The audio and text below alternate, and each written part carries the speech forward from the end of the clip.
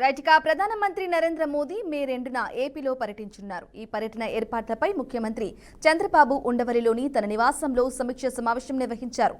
ప్రధాని పర్యటనకు సంబంధించిన రోడ్ మ్యాప్, భద్రతా ఏర్పాట్లపై మంత్రులు, అధికారులతో చర్చించారు. ఇక ప్రధాని మోదీ మే 2న మధ్యాహ్నం 3 గంటలకు గన్నవరం విమానాశ్రయానికి వస్తారని అధికారులకు చంద్రబాబు వివరించారు. అక్కడి నుంచి అమరావతికి చేరుకుని 15 నిమిషాల పాటు రోడ్ షోలో పాల్గొనున్నట్లు వెల్లడించారు. అనంతరం 3 గంటల 45 నిమిషాల నుంచి 4 గంటల వరకు అమరావతి పెవిలియన్ సందర్శిస్తారని సీఎం తెలిపారు.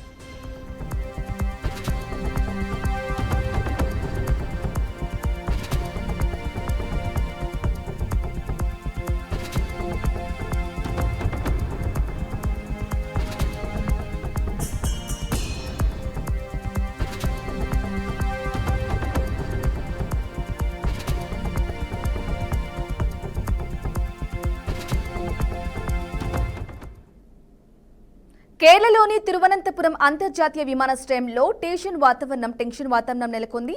విమానాశ్రయానికి ఈమెయిల్ ద్వారా బాంబు బెదిరింపు రావడంతో అధికారులు ఒక్కసారిగా అప్రమత్తమయ్యారు. తక్షణమే భద్రతా చర్యలు చేపట్టి విమానాశ్రయ ప్రాంగణంలో విస్తృత తనిఖీలు నిర్వహించారు. ఎయిర్పోర్టు కార్యాలయానికి ఒక ఈమెయిల్ అందిందని, విమానాశ్రయంలో బాంబు పెట్టినట్లు బెదిరింపు సందేశం ఉన్నట్లు అధికారులు తెలిపారు. వెంటనే ఉన్నతాధికారులు భద్రతా సంస్థలను అప్రమత్తం చేసిన ఎయిర్పోర్టు కార్యాలయం తెలిపింది. ఇక ప్రయాణికుల భద్రతా దృష్ట్యా తక్షణమే అదనపు భద్రతా బలగాలను మోహరించారు. విమానాశ్రయంలోని అన్ని టెర్మినల్ను, అనుమానాస్పద ప్రాంతాలను క్షుణ్ణంగా అధికారులు తనిఖీలు చేస్తున్నట్లు తెలిపారు. ప్రయాణికులకు ఎలాంటి అసౌకర్యం కలగకుండా జాగ్రత్తలు తీసుకుంటూనే భద్రతా తనిఖీలను ముమ్మరంగా కొనసాగిస్తున్నారు.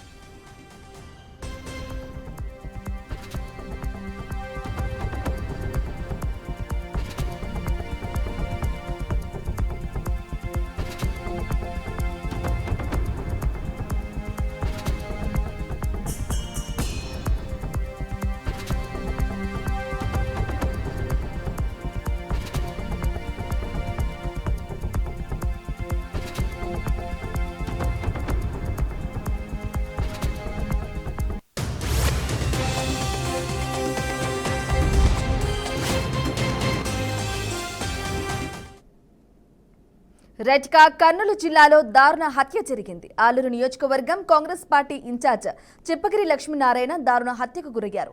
గుంతకల్లు వెళ్లే రహదారిలో ఈ ఘటన జరిగింది. మొదట టిప్పర్తో ఢీ కొట్టించి ఆ తర్వాత వేట కొడవళ్లతో నరికి చంపినట్లు అనుమానాలు వ్యక్తమవుతున్నాయి. గమనించిన స్థానికులు బాధితుడిని ఆసుపత్రికి తరలించారు. ఈ దాడిలో ఆయన కుమారుడు వినోద్కు తీవ్ర గాయాలయ్యాయి. సమాచారం అందుకున్న పోలీసులు ఘటనా స్థలానికి చేరుకుని పరిశీలించారు. గతంలో వైకుంఠం శ్రీరాములు దంపతుల హత్యలో లక్ష్మీనారాయణ నిందితుడిగా ఉన్నాడని పోలీసులు తెలిపారు. ఘటనపై కేసు నమోదు చేసుకుని దర్యాప్తు చేస్తున్నట్లు పోలీసులు వెల్లడించారు. లక్ష్మీనారాయణది హత్యనా లేక రోడ్డు ప్రమాదమా అనే కోణంలో పోలీసులు దర్యాప్తు చేస్తున్నారు.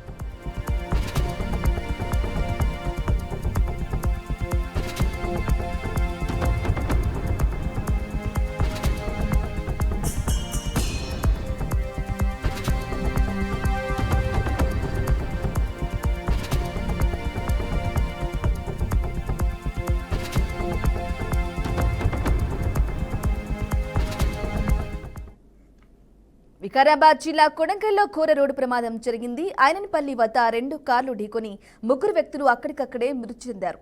హైదరాబాద్లోని కూకట్పల్లి ప్రాంతానికి చెందిన 3 వ్యక్తులు కర్ణాటకలోని గగునాపూర్లోని దత్తాత్రేయ స్వామి ఆలయానికి కారులో బయలుదేరి వెళ్లారు. దర్శనానంతరం తిరిగి వస్తుండగా చిట్లపల్లి, యాలమతి గ్రామాల మధ్య జాతీయ రహదారిపై బొలెరో వాహనం ఎదురుగా వచ్చి కారును ఢీకొట్టింది. ఈ ప్రమాదంలో 3 అక్కడికక్కడే మృతి చెందారు. మృతదేహాలను కొడంగల్ ప్రభుత్వ ఆసుపత్రికి తరలించారు. ఇక కేసు నమోదు చేసి దర్యాప్తు చేస్తున్నట్లు పోలీసులు తెలిపారు.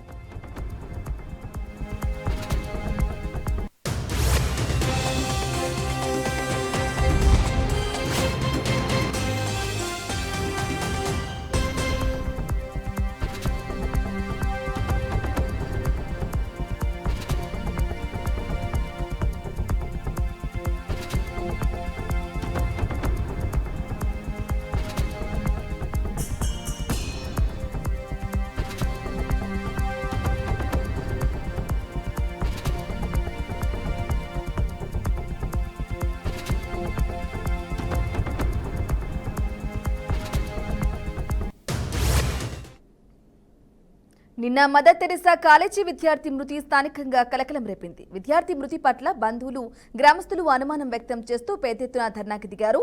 పోలీసులను సైతం లెక్క చేయకుండా విద్యార్థి బంధువులు ధర్నా చేపట్టారు. తమకు న్యాయం జరిగేంత వరకు పోరాడతామని భీష్మించి కూర్చున్నారు.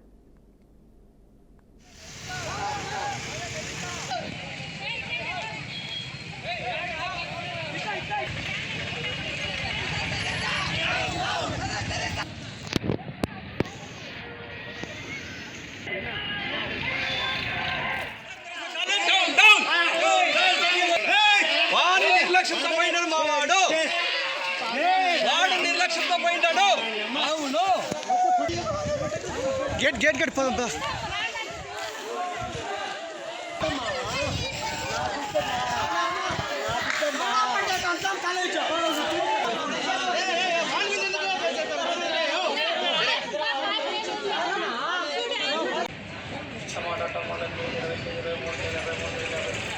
మీరు ఎవరైనా 10 మంది రాపండి, నేనే చూపిస్తాను ఇన్స్పెక్టర్. నేను మీరు ఎట్లా చెప్తే అదే కదా కేసు రాసింది. నేను మీరు ఏ విధంగా పొల్లు పోకుండా రాసినాను కేసు. ఒక్క పొల్లు కూడా పోలేదు. ఇంక్వెస్ట్ లో కూడా అదే రాసినాను. ఇక్కడ వాళ్ళ తండ్రి నేను 10 మంది నేనే తీసుకుపోతాను నా కారులో. సరేనా? మొత్తం అంతా చూపిస్తాను. సరే ఎందుకు దాన్ని సార్ ఇప్పుడు మీరు మాకు మంచి చేసినారు సార్. యజమానం మాకు ఏది చేయలేదు సార్. నేను కదా మాట్లాడేది సార్. నేను అదే కదా యాజమాన్యం. ఇప్పుడు మనము ఇన్స్టిట్యూట్ లో వదిలినాం సార్. ఈ రోజు మా పిల్లలు వచ్చి ఇక్కడ మాచలో తీసుకెళ్తున్నాం సార్. నువ్వు నిన్న నా రాత్రి మాట్లాడినావా ఏమైనా? అవును సార్. నువ్వే ఓపెన్ గా ఏమైనా మాట్లాడినావా? సార్ కేసు యాజమాన్యం మీద కేసు కట్టండి అంటే నేనేం చేసినాను? కట్టినాం కదా. నువ్వు కట్టినట్టే కదా అన్ని రాసినాము. ఖచ్చితంగా సార్. నువ్వు కట్టినట్టు ఏ విధంగా రాసినావో పోలీసు వాళ్ళది నిర్దాక్షణంగా రాసినాం. సరే సార్. స్టేషన్ మీరు చేసినారు సార్. మీరు ఇప్పుడు మరి ఇంకెందుకు మళ్ళీనే? ఇప్పుడు మా పిల్లలు శ్రమంగా తీసుకెళ్తున్నాం. యజమాని ఏం చెప్తున్నారు సార్? నాయనా ఇప్పుడు నువ్వు నాతో మాట్లాడినావా? సార్ నాతో మాట్లాడినావా యాజమాన్యం గురించి? సార్ నిన్న నాతో మాట్లాడినావా? ఖచ్చితంగా సార్. ఇప్పుడు యజమాని వచ్చేసి నా పిల్లని విను. ఒక సమయము సందర్భము అర్థమైందే. మాట్లాడాలంటే ఒక సమయము సందర్భం ఉంటుంది. నిన్న రాత్రి కూర్చుంటే నేను ఏ పని మీద పోను కదా మాట్లాడాను సార్. కొద్దిసేపు మాట్లాడాలంటే నేనే మాట్లాడుండేవాడిని.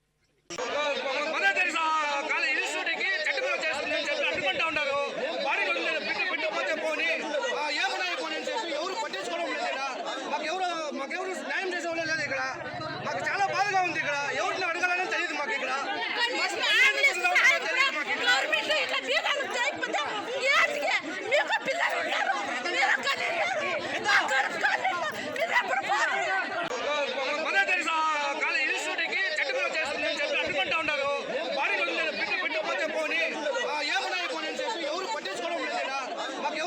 మాకెవరు న్యాయం చేసేవాళ్ళు లేదు ఇక్కడ. మాకు చాలా బాధగా ఉంది ఇక్కడ. ఎవరిని అడగాలని తెలియదు మాకు ఇక్కడ.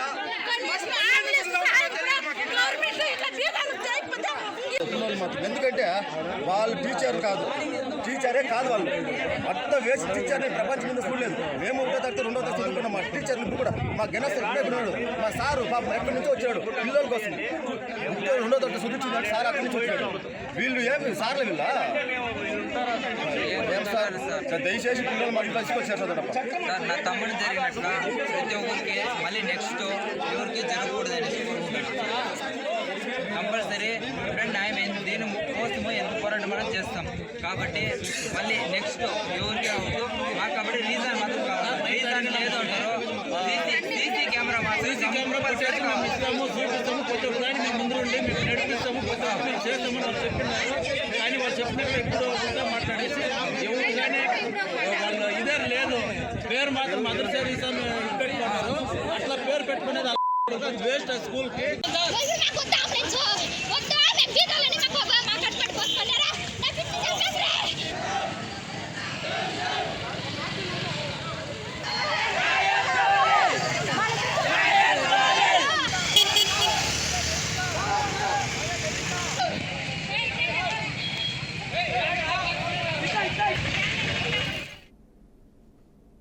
రైట్గా పాల్గా ఉగ్రదాడిలో మృతి చెందిన వారి ఆత్మకు శాంతి చేకూరాలని వికారాబాద్ జిల్లా బసురెడ్డిపల్లిలో శ్రీకృష్ణానంద కృష్ణగిరి పీఠాధిపతి గురుస్వామి ఆధ్వర్యంలో ర్యాలీ చేపట్టి నివాళులర్పించారు.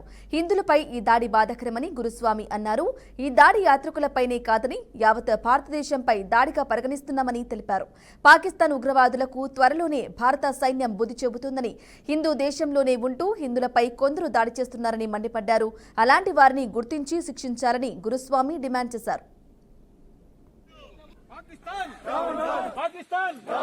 पाकिस्तान माता की जय, भारत माता की जय, भारत माता की जय, जय जवान जय किसान, जय जवान जय किसान, जय जवान जय किसान, जय जवान जय किसान, जय जवान जय किसान. అందరికి తెలిసిన విషయమే. ఈరోజు మీడియా ఉంది, జరిగిన ఎంబడే తెలిసిపోతుంది ప్రపంచం అంతటా. పూర్వం కాలంలో కాదు కాబట్టి అందరికీ బాధాకరమైన దినమే. వీళ్ళు హిందువులా వీళ్ళు ముస్లింలా అని చూచి కొట్టడము మహామూర్ఖత్వం. నా దగ్గర నేను ఒక సాధును, ఆయన నా దగ్గర కూడా శిష్యులు ఏదో ముస్లింలు ఉన్నారు, ఇంకొక కాజా ఉన్నాడు, ఇంకొకరు అందరూ ముస్లింలు ఉన్నారు. ముస్లింలు అందరూ మూర్ఖులు గారు. ఎప్పుడు కూడా ఎప్పుడు కూడా ఖురాన్ ఇతరులు చంపమని చెప్పదు. ఖురాన్ చదివినవాడిని నేను, బైబిల్ చదివినవాడిని, భగవద్గీత చదివినవాడిని, ఏ పేజీలు ఏముందో అది చెప్పేవాడిని. ఖురాన్ లోపల మాత్రం హింస ఎప్పుడు ఉండదు. కాబట్టి నిజమైన ఖురాన్ చదివిన వాళ్ళు అటువంటి దానికి పాల్పడరాళ్ళు. కానీ ఇంతమంది పోయారు, బాధాకరం ఉన్నది ఈ రోజులు అందరికి. భారతదేశాన్ని కొట్టాటాళ్ళు, ఆ కొద్ది మందిని కొట్టాడు కాదు. నా ఇంటికి ఏం కాలేదు కదా, నా ఇంట్లో చొరిందాక చూద్దాం అనుకునే వాళ్ళు ఉన్నారు భారతదేశం మన దాంట్లో కూడా హైందవుల్లో కాదు. కాబట్టి ఇక్కడ ఉన్న మహమ్మదీయులు కూడా ప్రతి ఒక్కరు కూడా హిందువులే ఇక్కడ. కాబట్టి ఇక్కడ ఉన్న వాళ్ళంతా హిందువులే. కాబట్టి ఏ బిందువుకు జన్మించిన హిందువులని జీవించండి, హిందూ తోడుంటే మీరు ఉంటారు ఇక్కడ. కాబట్టి ఇక్కడ మోడీ ప్రభుత్వం కూడా గట్టి చర్య తీసుకోవాలి. ఒకసారి బాగా గురిపెట్టి కొట్టారు కింద. సింధు నది అంటే అది మొట్టమొదటి మన మతం, మన యొక్క మతము సింధు మతం, హిందూ మతం కాదు, సింధు మతం. సింధు నదికి ఈ వల్ల వాళ్ళమంతా సింధువులం, సింధువై హిందువుగా మారిపోయినాం. కాబట్టి ఆ నది మనది. మన నీరు లేకపోతే వాళ్ళ గొంతులే తడిచిపోయిపోయారు. ఈ రోజుల్లో 3 రోజులు బంద్ అయిపోయి ఇప్పటికీ సగం చచ్చిపోయిన వాళ్ళు. కాబట్టి అక్కడ ప్రధాని వాళ్ళు కూడా ప్రతి ఒక్కరు క్షమించండి మోడీ గారు అంటారు ఇప్పుడు కొద్ది రోజుల్లో. అయినా వదలకూడదు ఇప్పుడు వాళ్ళను. జమ్మూ కాశ్మీర్లో జరిగిన ఉగ్రదాడి అందరికీ తెలిసిన విషయమే. ఈరోజు మీడియా ఉంది, జరిగిన ఎంబడే తెలిసిపోతుంది ప్రపంచం అంతటా. పూర్వం కాలంలో కాదు కాబట్టి మన తాను కూడా మన భారతదేశం అంతర్గతంగా ఉన్నటువంటి వాళ్ళు అతి హైదరాబాద్లో లేరా, అతి స్థాయిలో ఉన్నారు. కొందరు నాయకులు, మహమ్మదీయ నాయకులు బాగా గుర్తుపెట్టుకోండి, నోరు బయటికి వచ్చేటప్పుడు జాగ్రత్త చూసుకొని మా మాటను బయటకు వదలండి. పార్లమెంట్లో పోయి జై పాలస్తీనా అనే వాళ్ళు లేరా? అది పాలస్తీనా పోవాలి కదా మరి, ఎందుకుంటారు? అదేవిధంగా 10 నిమిషాలు టైం ఇస్తే హిందువులు అంతు చూస్తామనే వాళ్ళు లేడా? అటువంటి వాళ్ళు రెచ్చగొట్టి ఇటువంటి పని చేస్తున్నారు. మొట్టమొదటి అటువంటి వాళ్ళని పాలస్తీనాకు పంపించండి అని మరి తెలియజేస్తున్నా. ఇప్పటికైనా అక్బరుద్దీన్ ఓవైసీకి చెప్తున్నా, వాళ్ళ బ్రదర్స్ ఇద్దరికి, దయచేసి హిందువులు హిందూ దేశం ఇది, హిందూ మహాసముద్రం అంతది. మీరు కూడా గంగా యమున సరస్వతి నదులు లేక నదులన్నీ కలిసి హిందూ మతంలో కలవాల్సింది సముద్రంలో. కాబట్టి మంచితనం చెప్తున్నాము. మోడీ ప్రభుత్వం ధర్మ ప్రభుత్వం నడుస్తున్నది ఇప్పుడు. కాబట్టి రామరాజ్యం లేక మీరు అటువంటి రామరాజ్యం చూస్తున్న ఓర్వలేక రక్షాసులను వెలగొల్పి ఈ విధంగా చేస్తున్నారు. పాకిస్తాన్ ఖబర్దార్, జాగ్రత్త. భారతదేశంలో పాకిస్తాన్ జెండా ఏడని ఎగిరితే అని పట్టుకొని తన్నాన్ని ముందుగా. పాకిస్తాన్ జెండా గురించి ఎవరు మాట్లాడలేదు. పాకిస్తాన్ జెండా ఎక్కడ భారతదేశం జెండా ఎగరాలి. ఏడ కనిపిస్తారు తీసి పారేయండి. ముఖ్యంగా చెప్తున్నాను. ముఖ్యంగా హిందువులందరూ బంధువులను గుర్తుంచుకోండి. జై భారత్ మాతా కీ, జై గోమాతా కీ, జై భారత్ మాతా కీ, జై గో. అల్లూరు జిల్లా కొత్తాడ గ్రామం వద్ద ముందస్తు సమాచారంతో ఫారెస్ట్ అధికారులు దాడి చేశారు. గంగవరం మండలం అటవీ ప్రాంతం నుండి అక్రమ కలపతో వెళ్తున్న 3 వాహనాలను పట్టుకున్నారు. పట్టుబడిన 3 వాహనాలను కలపతో సహా సూదికొండ రేంజ్ కార్యాలయానికి తరలించారు. అక్రమంగా కలప రవాణా చేస్తున్న వారిపై చట్టపరమైన చర్యలు తీసుకుంటామని ఫారెస్టు అధికారులు హెచ్చరించారు.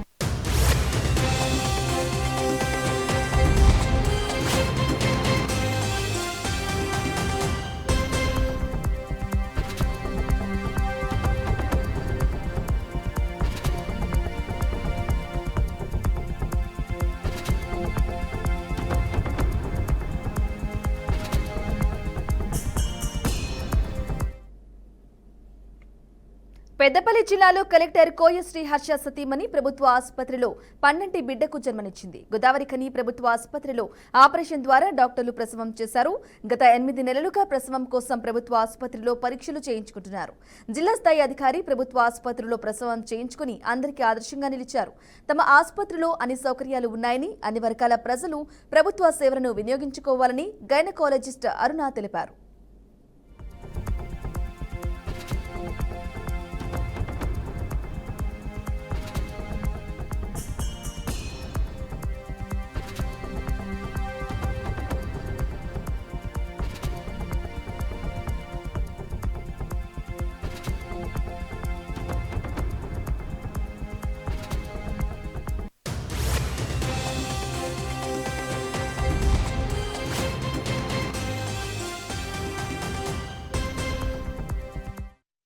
ఈ రాత్రి అంటే 26 రోజు నైట్ అరౌండ్ 10 o'clock మా district collector Peddapalli district collector పోయా శ్రీహర్ష గారు మిసెస్ విజయ గారు రాత్రి డెలివరీ అయ్యారు. సిజేరియన్ సెక్షన్ చేయాల్సి వచ్చింది. దానికి ముందు కూడా సిజేరియన్ సెక్షన్, ఇది సెకండ్ ప్రెగ్నెన్సీ. కొన్ని చిన్న చిన్న కాంప్లికేషన్స్ మూలంగా మళ్ళీ రిపీట్ సిజేరియన్ చేయాల్సి వచ్చింది. Mother and baby are absolutely fine, they are doing very well. And government హాస్పిటల్స్లో అయితే కొంచెం సీనియర్ డాక్టర్స్ ఉంటారు. దెన్ డెసిషన్స్ అన్నీ జెన్యున్గా అవుతాయని కాన్ఫిడెన్స్ తోటి సార్ స్టార్టింగ్ నుంచి మా దగ్గరికే వచ్చారు. రెగ్యులర్ యాంటీనేటల్ విజిట్స్ అండి, ఎప్పుడు షెడ్యూల్కి ఒక్కరోజు కూడా అటు ఇటు అవ్వకుండా షెడ్యూల్ ప్రకారం మా కంఫర్టబుల్ టైంలో, మా కన్వీనియంట్ టైంలో వచ్చేవాళ్ళు. వాళ్ళు అన్నీ లైక్ డయట్ కౌన్సిలింగ్ కానీ, దెన్ ఎక్సర్సైజెస్ కానీ, ఇమ్యునైజేషన్ కానీ, మెడిసిన్స్ కానీ, ఇన్వెస్టిగేషన్స్ కానీ, ప్రతిదీ లైక్ ఎనీ అదర్ పేషెంట్ అన్నీ ఇక్కడే తీసుకున్నారు. And we're all very happy that డెలివరీకి కూడా తను సాఫ్ట్వేర్ ఇంజనీర్ అయినా కూడా మన ఫెసిలిటీస్ అవన్నీ వాళ్ళకి నచ్చి ఇష్టపడి వాళ్ళు ఇక్కడికి వచ్చి డెలివరీ అయ్యారు. ఇద్దరు mother and baby are fine, they are doing very well. And we all on behalf of GGH Ramagundam and Government Medical College Ramagundam, we all wish them blessed family.